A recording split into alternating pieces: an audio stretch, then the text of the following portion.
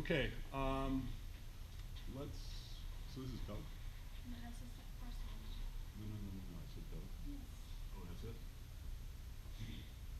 What do I do? View, file, view, view. File view. Now under view, full screen. Full screen. Okay. All right, just to review last time, by the way, we're going to have a field trip, looks like October 18th. We'll put it on the web. It's going to be at the Richmond Field Station. Does everybody know where that is? Down by the bay. Um, and we're just going to be doing seismic. What we're going to be doing is stuff that we haven't talked about yet, but it'll be basically understanding the water table, and it'll be understanding the near surface shear wave velocity, hopefully both in 2 dimensions and 3 dimensions, but we're going to be teaching you the techniques that people use in the field to seismically evaluate shear velocity. So we'll get more details on that as we get closer to the field experiment. Does anybody know whether they absolutely are not going to be able to make it on that Sunday, probably midday? It's only going to be for about 3 or 4 hours. Just a question. Sure. Also, it's going to be midday, like specifically noon. Probably around noonish, yeah. Okay. Yeah. Okay. So the differences between gravity and magnetics, as we talked about last time, the relationship between the magnetic field and the magnetic field, the relationship between the magnetic field and the charges is material dependent, whereas G, the relationship between the gravitational field and the equivalent of the charges, the point masses, is not material dependent. Both M1 and M2 are positive, whereas the charges can be either positive or negative, attractive or repellent. Monopoles come in pairs to create a dipole. Big thing is that our rock densities typically vary from about 1 to 3 grams per cubic centimeter. If we're looking at iron or something like that, it might be a little bit more than 3. Magnetic susceptibility varies by 4 to 5 orders of magnitude. And finally, the Earth's magnetic field is more time dependent than gravity, and it can reverse polarity. And I should, as an aside, I should talk briefly about the homeworks. Nella's going to be doing basically a lot of detailed instruction on the homeworks the next couple of days.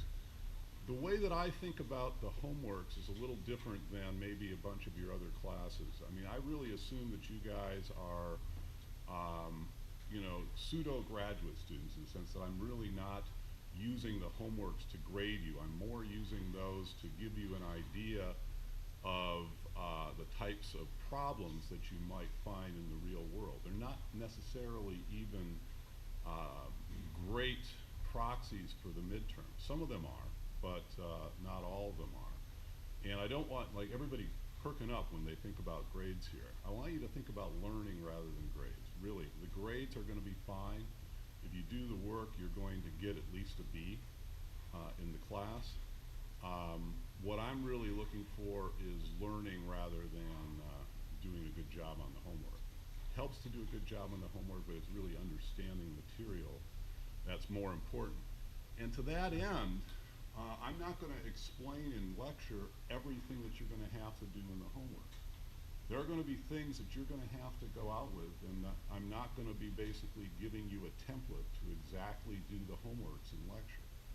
What I want you to do when you're doing these problems is start thinking. You know, what if you're given one of these problems and you want to solve it? And those are the types of questions that I'm going to have on the exam. They may be something that I've referred to in lecture, but I really want to know whether you guys can think or not. All right? Can you problem solve? So that's why the lectures are really focused on the conceptual things and the problem solving rather than doing something, turning a crank and getting an output. My philosophy is that we've got lots of people to turn cranks. And eventually, if all you can do is turn a crank, computer's going to take you over. The computer is going to do that job. The only thing that we have that computers aren't going to have is the ability to imagine and be creative and think a little bit out of the box and take into account things that the computer can't necessarily incorporate. Right? I know it's scary for some of you, but really that's the way the world's going. And I'm concerned for, I do this in my civil engineering, introduction to civil engineering.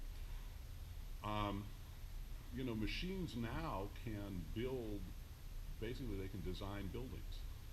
There's no real need to have, once you get an aesthetic drawing of what you want a building to be like, you can basically have Google create your plans for you.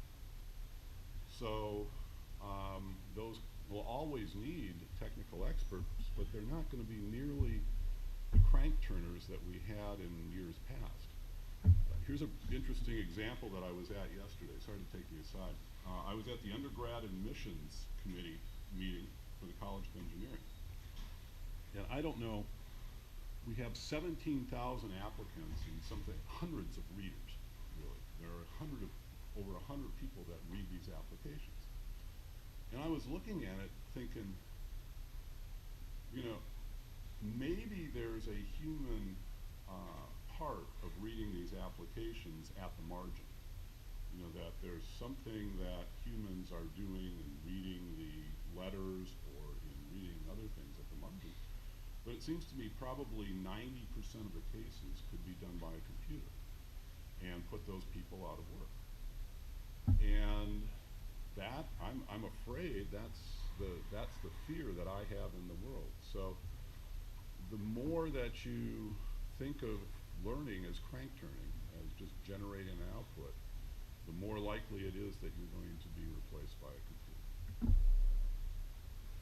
Okay, so I want you to think of this class not like a computer, but in a much more abstract sense.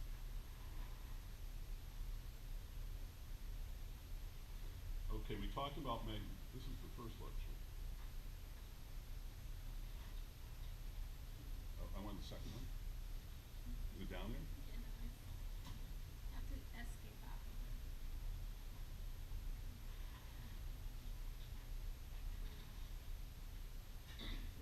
Sorry about that.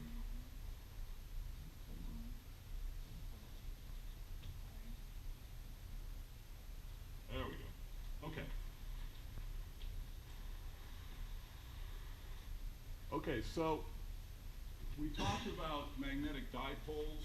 We talked a little bit about the magnetic field. So what I'd like to do today is talk about three different things. First of all, the Earth's magnetic field, the types of magnetic instrumentation, and the anomalies from simple geometries. So let's start with a picture of the Earth. Okay, so everybody probably knows that the geographic North Pole, which is basically the axis on which the Earth spins, is not identical to the North Magnetic Pole. Likewise, the South Magnetic Pole is not the same as the geographic South Pole.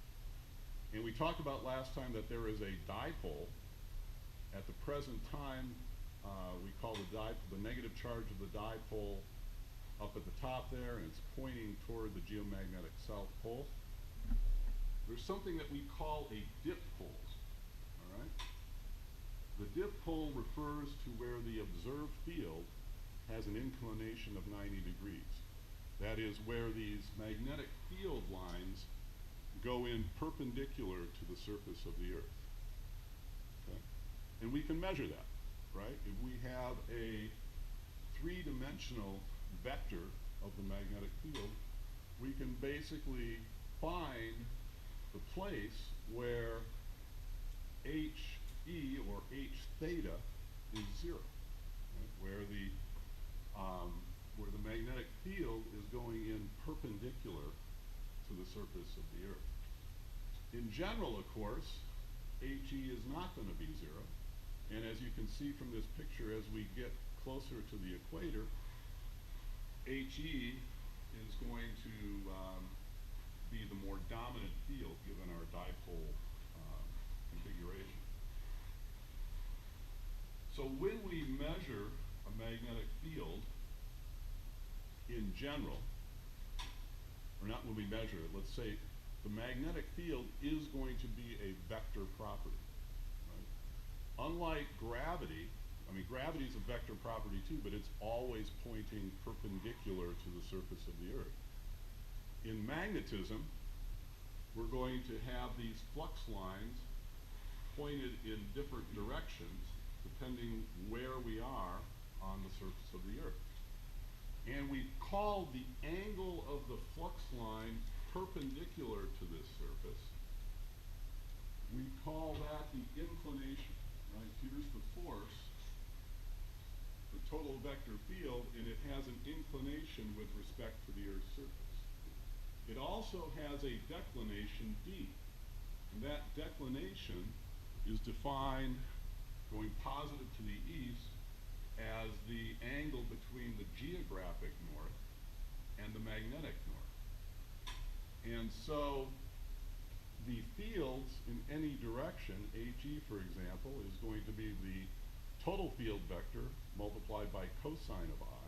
That's going to be the magnetic field along the surface. And ZE is going to be FE sine I. That's the vertical magnetic field.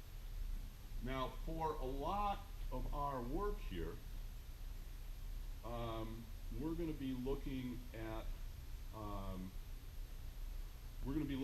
vertical magnetic